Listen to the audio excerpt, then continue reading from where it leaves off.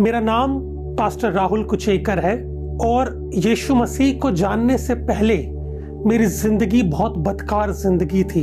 मैं लड़ाई झगड़ा, सिगरेट, शराब, इन सब चीजों में फंसा हुआ था।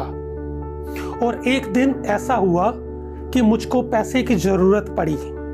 मैंने सोचा कि मेरे पास एक गिटार है, मैं अपने उस गिटार को बेच दूंगा और उस गिटार को बेचने के बाद जो भी पैसे मुझको मिलेंगे उससे मैं सिगरेट पीऊंगा, शराब पीऊंगा, अपनी सारी जरूरतों को पूरा करूंगा। मैं अपने गिटार को बेचने के लिए जगह जगह गया। किसी ने मेरा गिटार खरीदा नहीं। आखिर में एक लड़का मुझे मिला। इस लड़के ने कहा वहां पर एक चर्च है, वहां चले जाओ, वो लोग आपका गिटार खरीद लेंगे। तो मैं चर्च पहुंचा अपने गिटार को लेकर के और वहां पर मुझे एक पास्टर मिले। मैंने उनसे कहा भैया मुझे अपने गिटार को बेचना है, क्या आप इसे खरीदेंगे? तो उन्होंने कहा राहुल ठीक है, हम आपके गिटार को खरीद लेंगे, लेकिन अभी हमारे पास पैसे नहीं है। एक काम करो, अपने गिटार को यहीं चर्च में छोड़ जाओ और एक काम करना, संडे को आना, हमारे यहाँ पे एक छोटा सा प्रोग्राम होता है, उसे भी देख लेना और अपने पैसे भी ले जाना। मैंने कहा ठीक है। तो मैं संडे को चर्च में अपने पैसे लेने के लिए पहुंचा। तो चर्च खत्म होने के बाद में मैंने अपने पैसे मांगे। मैंने कहा पास्टर जी मेरे पैसे मुझको दे दीजिए। उन्होंने कहा राहुल पैसे तो हमारे पास नहीं है, एक काम करना, तुम अगले संडे आना और अपने पैसे ले जाना। मैं अगले संडे गया। इस तरीके से उन्होंने 2, 3, 4, 5, 6, 7 संडे मुझे चर्च में बुलाया और उसके बाद में मुझको मेरे पैसे दे दिए। लेकिन इन 6-7 संडेज के बीच में एक अद्भुत घटना मेरी जिंदगी में घटी।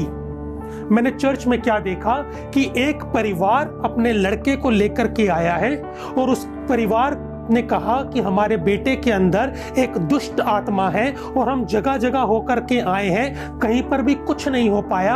आखिर में थक हार के हम चर्च में आए हैं, कुछ कर दो। मैं वहीं पीछे खड़ा हुआ था और मैं अपने मन में बोल रहा था ये सब बकवास की बातें हैं, ये सब ड्रामेबाजी है, कुछ नहीं होता, थोड़ी देर में बोल देंगे, जादू टोना चला नहीं, आप बाद में आ जाना। इतनी देर में पास्टर ने बाइबल खोली और बाइबल खोल के उसमें से एक आयत पढ़ी जो कि है 1 कुरिन्थियों 3:16, जिसमें इस तरह से लिखा है, क्या तुम नहीं जानते कि तुम परमेश्वर का मंदिर हो और परमेश्वर का आत्मा तुम में वास करता है, और जो कोई परमेश्वर के मंदिर को नाश करेगा परमेश्वर का आत्मा उसे नाश करेगा। पास्टर ने बाइबल से निकाल के जैसे ही इस आयत को पढ़ा वो लड़का कांपने लग गया और सब ने मिलकर उसके ऊपर हाथ रखे और यीशु के नाम से प्रार्थना करी। वो लड़का मेरी आंखों के सामने ठीक हो गया। मेरे जहन में 2 सवाल आए। पहला सवाल, ये किताब कौन सी है जिसमें से एक आयत पढ़ी और वो लड़का कांपने लग गया, और दूसरा सवाल, ये यीशु कौन है जिसके नाम से प्रार्थना करी और वो लड़का बिल्कुल ठीक हो गया, ये यीशु कौन है? इन 2 सवालों ने मुझे परेशान कर दिया। इसके बाद मैंने बाइबल पढ़नी शुरू करी और जैसे ही मैंने बाइबल पढ़नी शुरू करी, बाइबल ने मेरी जिंदगी में कार्य करना शुरू किया।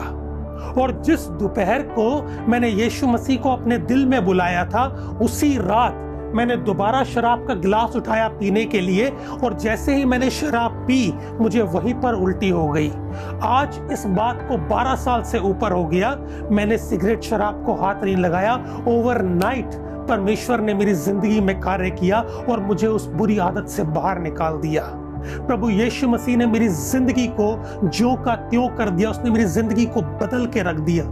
वही यीशु आपकी जिंदगी को भी बदल सकता है, वही यीशु आपकी जिंदगी में भी कार्य कर सकता है। यदि आप लड़ाई झगड़ा, सिगरेट, शराब, ड्रग्स या किसी भी बुरी चीज में फंसे हुए हैं, तो आपको चाहिए कि आप यीशु मसीह के पास में आए। वो आपकी जिंदगी में कार्य करेगा, वो आपकी जिंदगी को बदलेगा और आप जिस दलदल में फंसे हुए हैं वहां से खींच करके वो आपको बाहर निकालने की ताकत रखता है। पर चाहिए कि आप यीशु मसीह के पास में आए।